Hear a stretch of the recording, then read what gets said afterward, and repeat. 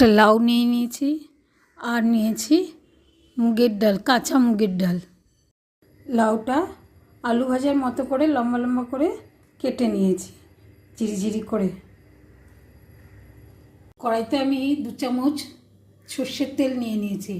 এবারে এই তেলের মধ্যে মুগ ডালটা হালকা করে ভেজে তুলে নেব।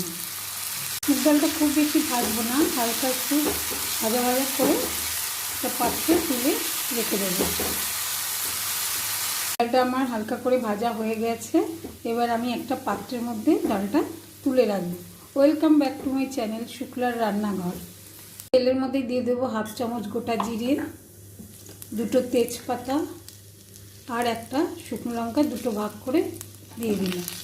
ফোড়নটা একটু নেড়ে দেবো, একটু সুন্দর গন্ধ বেরোলে আমি লাউগুলো দিয়ে দেবো। ভাজা ভাজা হয়ে গেছে, এবার লাউগুলো দিয়ে দেবো। তো 1/2 চামচ নুন, আপনারা স্বাদ অনুসারে দেবেন।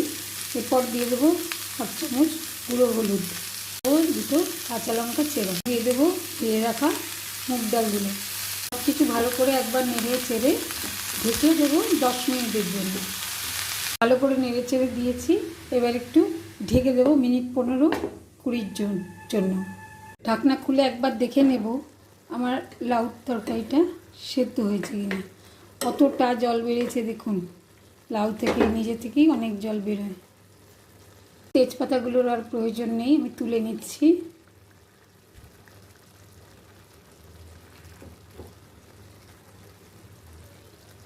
লাউ আমার দুটোই সেদ্ধ হয়ে গেছে। দিয়ে দেবো ওপর থেকে একটু ধনেপাতা কুচি। তবে আরেকবার নেড়ে নেব।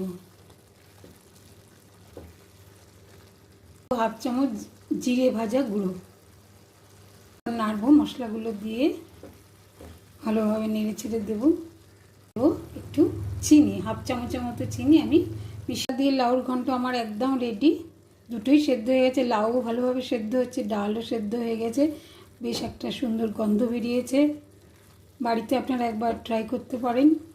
এই গরমের মধ্যে এরকম হালকা পাতলা কম মশলা কম তেল দিয়ে রান্না করা এরকম সবজি খেতে কিন্তু গরম গরম ভাতের সাথে গরম গরম সবজি খুব ভালো লাগবে। মুগ ডাল দিয়ে লাউর ঘন্ট পরিবেশন করার জন্য রেডি হয়ে গেছে। আমি একটা বাটিতে তুলে নিচ্ছি।